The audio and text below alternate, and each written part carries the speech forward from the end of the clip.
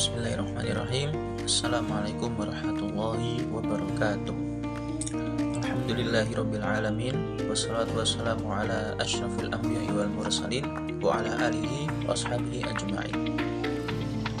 Teman-teman sekalian yang dirahmati Allah, pada kali ini kita akan membahas materi pendidikan agama Islam bab yang ke-9, yaitu berjudul hormat dan patuh kepada kedua orang tua.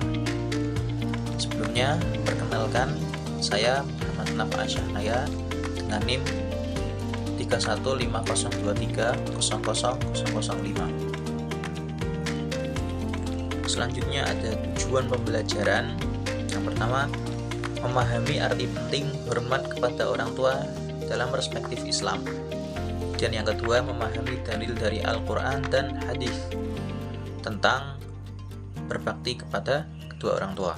Yang ketiga, menampilkan perilaku sopan, patuh, dan hormat dalam kehidupan sehari-hari.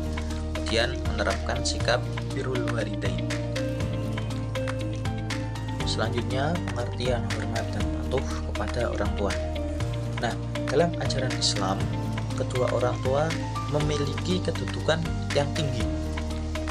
Mengapa bisa demikian?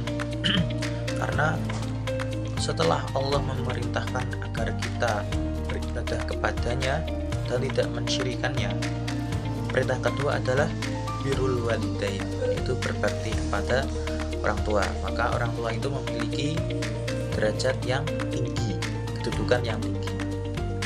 Kemudian setiap anak diwajibkan untuk berbuat baik kepada kedua orang tua atau disebut dengan birrul walidain.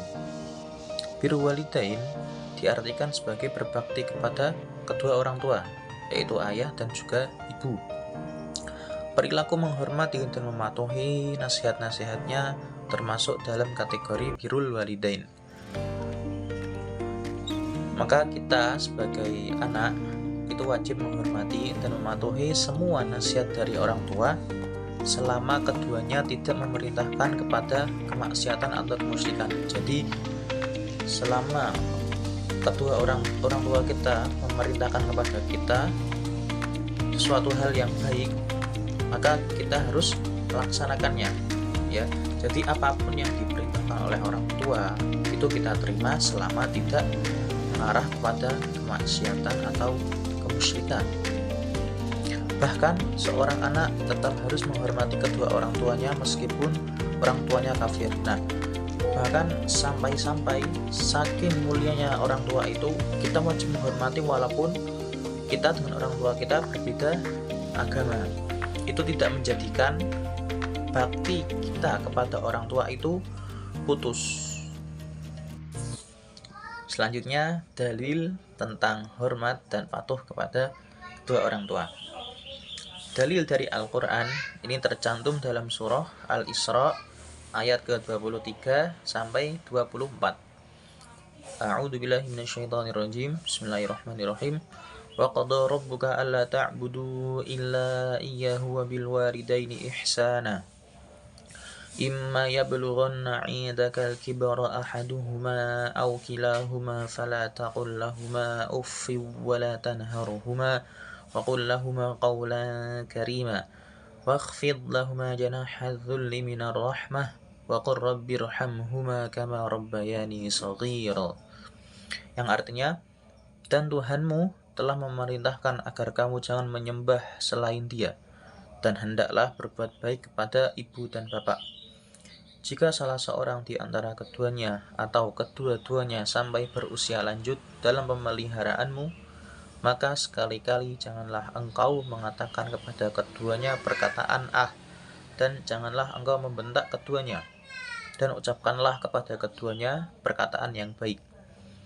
Dan rendahkanlah dirimu terhadap keduanya dengan penuh kasih sayang, dan ucapkanlah, wahai Tuhanku, sayangilah kedua orang tuaku, sebagaimana mereka berdua telah mendidik aku waktu aku kecil. Selanjutnya, pengertian birrul walidain menurut para ulama.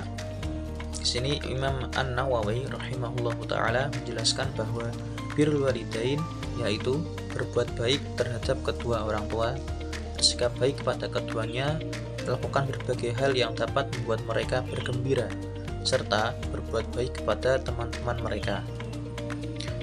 Kemudian Imam Az-Zahabi rahimahullah ta'ala menjelaskan bahwa birrul walidain atau bakti kepada orang tua hanya dapat direalisasikan dengan memenuhi 3 bentuk kewajiban. Yang pertama, menaati segala perintah orang tua kecuali dalam maksiat.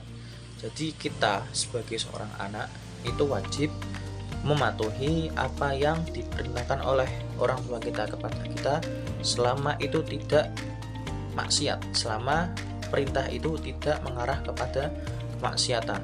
Misal orang tua kita menyuruh untuk senantiasa berkata yang baik, orang tua kita menyuruh untuk sholat berjamaah di masjid, maka kita lakukan. Itu tidak sebuah kemaksiatan, bahkan itu sebuah ketaatan kita kepada Allah. Tapi kalau misal orang tua menyuruh kepada kita untuk mencuri, itu tidak boleh. Misal orang tua kita menyuruh untuk menyontek ketika ujian, itu tidak boleh.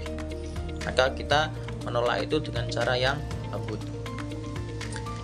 Lalu yang kedua, menjaga amanah harta yang dititipkan orang tua atau diberikan oleh orang tua.